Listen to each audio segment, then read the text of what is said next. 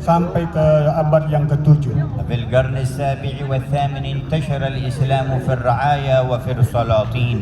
Di mana dari abad ke-8 dan di abad setelahnya tersebarlah Islam dalam semua orang-orang penduduk masyarakat ataupun para raja. جاءهم من طريق أهل السنة ومن طريق أهل البيت الطاهر. Dan datangnya dari ahli sunnah dan dari keluarganya Nabi SAW. وكان أبرزهم علماء وأولياء آل أبي علوي من آل بيت المصطفى. Dan yang terkemuka banyak dari mereka para ulama yang mereka dari Al-Abi Alawi keturunan sang Nabi Muhammad sallallahu alaihi wasallam.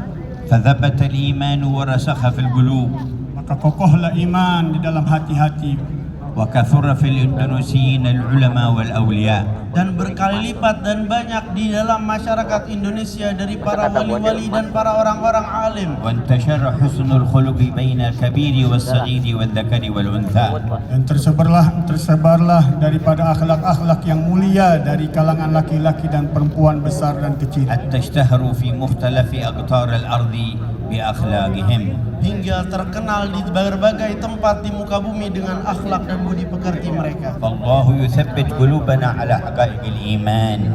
Mudah-mudahan Allah kuatkan kita dengan hakikat iman.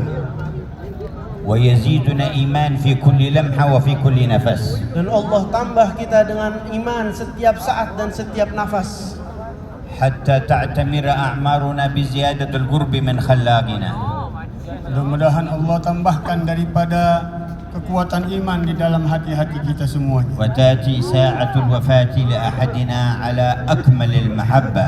Dan datang waktu kembalinya kita kepada Allah dalam waktu kesempurnaan cinta kepada Allah. وقد قال صلى الله عليه وآله وصحبه وسلم قاطعا في نتيجة المحبة يحشر المرء مع من أحب.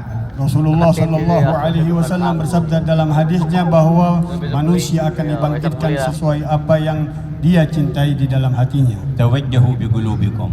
Berhadap kalian dengan hati dan jiwa sanubari kalian. وارفعوا أيديكم. Angkatlah tangan-tangan kalian. والدعاء ما يرد عند النداء وتحت المطر. Dan Allah tidak akan menolak doa-doa yang ketika turun hujan. واستحضروا عظمة الإله. Dan hadirkan keagungan sang pencipta. ومن دلكم عليه ودعاكم إليه وهو حبيبه ومصطفاه. Dan yang mengajak kalian untuk hadir ini adalah Nabi Muhammad sallallahu alaihi wasallam, kekasih Allah. وتوجهوا إلى الله بمن أرسله إليكم. Maka berhadaplah bersimpuh ke hadapan Allah melalui siapa yang mengajak kalian أن kepadanya. يشرف عيونكم بالنظر إلى وجهه الشريف. Allah muliakan mata-mata kalian untuk bisa memandang wajahnya في الدنيا قبل الآخرة. Di dunia sebelum di akhirat. ويجمعنا جميعا في زمرته. Dan Allah kumpulkan kita nanti di dalam kelompoknya. في البرازخ ثم في المحشر.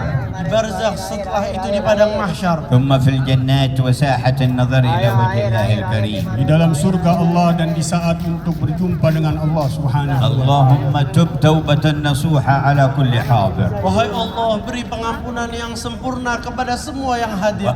وأصلح لكل منهم الباطن والظاهر. Perbaiki yang zahir dan yang batin. وكما جمعتنا هنا فاجمعنا في اليوم الآخر. Dan bagaimana Engkau telah mengumpulkan kita di sini, kumpulkan kami di hari وانظر إلينا في مجمعنا Pandanglah hati-hati kami di tempat kami ini. نظرة تصلح بها كل قلب. Pandangan yang membersihkan dan membenahkan semua hati-hati. وتغفر بها كل ذنب. Menutup dari mengampunkan dosa-dosa kita. وتكشف بها كل كرب. Dan mengangkat dengannya semua bala dan musibah. ألا يا الله بنظرة من العين الرحيمة. La ya Allah binadrah minal ainir rahimah. Wahai Allah, pandanglah kepada kita dengan pandangan cinta dan kasih sayang kepada kami. تداوي كل ما بنا من أمراض سقيمة. Allah sembuhkan penyakit-penyakit hati kita semua. توجهوا إلى الله. Menghadap semua kalian kepada Allah. وأقبلوا على الله.